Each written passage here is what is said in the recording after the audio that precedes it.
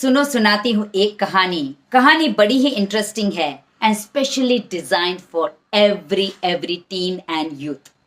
सो ध्यान से सुनिएगा। 3 बातों का अनुभव घर में रहते हुए नहीं हो सकता है। वो बातें हैं, नंबर 1, हमारा संचित पुण्य कितना है। नंबर 2, हमारे गुणों में और कितना विकास हो सकता है। और नंबर 3, संसार में जो दुर्जन और सज्जन व्यक्ति है, इनके स्वभाव में और इनके व्यवहार में क्या अंतर है।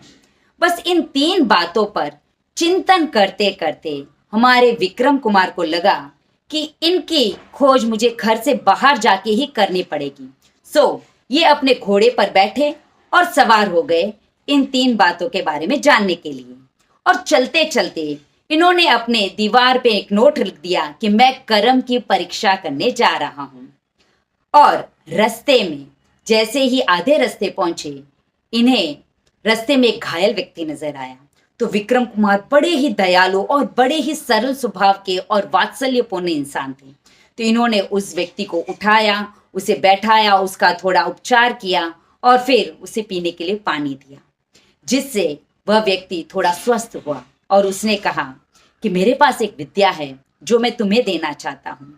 और उस व्यक्ति ने विक्रम कुमार को गरुड़ी विद्या दी। ये वो विद्या है जिससे सर्प के विष का नाश हो जाता है।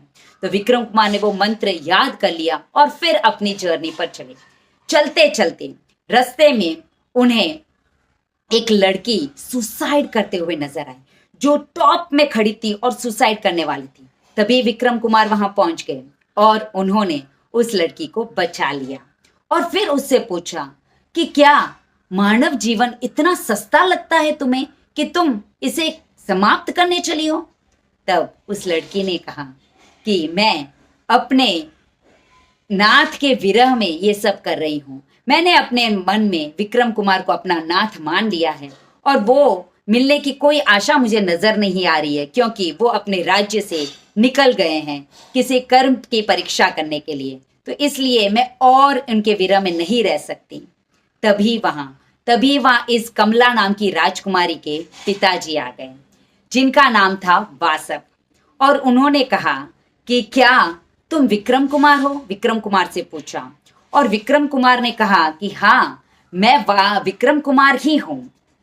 और वासव राजा ने कहा कि हमने तुम्हारी बहुत शोध कराई, लेकिन पता चला कि तुम अपने राज्य से निकल गए हो। तो अब तुम मेरी बेटी से शादी करो, जो तुम्हारे लिए ही इतने टाइम से वेट कर रही है। तो विक्रम कुमार मान गए और उसी जंगल में राजकुमारी कमला और राजकुमार विक्रम का शादी हुई। यहाँ इनकी शादी संपन्न हुई और ऐसे करते करते सुखपूर्वक ये संसार इनका चलता रहा। कुछ दिनों के बाद जो वासव राजा के मंत्री की बेटी को अचानक ही किसी सर्प ने डंक लिया और उसके पूरे शरीर में विष घुल गया। सभी उपचार किए, लेकिन सब कुछ व्यर्थ था। ये बात जब विक्रम कुमार को मालूम पड़ी तो वो वहां पहुंच गए और उन्होंने अपनी विद्या से उस लड़की को भी स्वस्थ कर दिया। इस तरह मंत्री भी बहुत खुश हो गए और वहां से उन्होंने अपार संपत्ति ग्रहण की और आगे चल के 1-2 राज्य भी उन्होंने कमाए। मतलब अपने बलबूते पर उन्होंने दूसरे राज्य को डिफीट करके अपना पूरा साम्राज्य सेट किया। ये बात जब इनके पिताजी मणिरथ को मालूम पड़ी तो उन्होंने विक्रम कुमार को वापस घर आने को कहा और विक्रम कुमार बड़े ही ठाठ बाट से अपने राजमहल में एंट्री ली। ये कहानी हम यहीं समाप्त करते हैं। कहानी बहुत लंबी है, लेकिन मैंने थोड़ी शॉर्ट में कही है। इस कहानी में बहुत सारी लर्निंग है। नंबर 1, विक्रम कुमार का कैरेक्टर देखो। राजा के बेटे थे, सब कुछ सेट था, उन्हें ही नेक्स्ट थ्रोन मिलने वाला था राज्य का। फिर भी वो अपने बलबूते पर सब कुछ कमाना चाहते थे, अपना पुण्य आजमाना चाहते थे, देखना चाहते थे कि मेरे गुणों में और कितना विकास हो सकता है। और इसके लिए वो घर से बाहर निकल गए।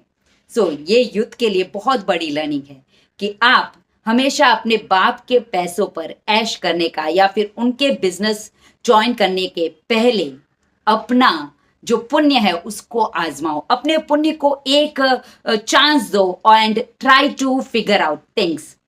अपनी आइडेंटिटी बनाओ। जैसे श्रीपाल महीना के रास में श्रीपाल अपनी आइडेंटिटी बनाने के लिए देश विदेश गए थे, वैसे ही आप भी अपनी आइडेंटिटी बनाओ। Number 2, when you give you get something. जैसे विक्रम कुमार ने उस घायल व्यक्ति की मदद की तो उसके उपलक्ष्य उन्हें गरुड़ी विद्या मिली। नंबर 3, जो कमला नाम की राजकुमारी थी, उन्होंने विक्रम कुमार को ही अपना पति मन में धारण कर लिया था और वो उसी के लिए वेट कर रही थी इतने सालों से। बचपन में देखा था लेकिन उन्हीं के लिए वेट कर रही थी और वो नहीं मिले तो इन्होंने सुसाइड करने का सोचा। आजकल जो यूथ है वो अगर ये नहीं तो वो सही, वो नहीं तो वो सही, इस माइंडसेट में रहते हैं।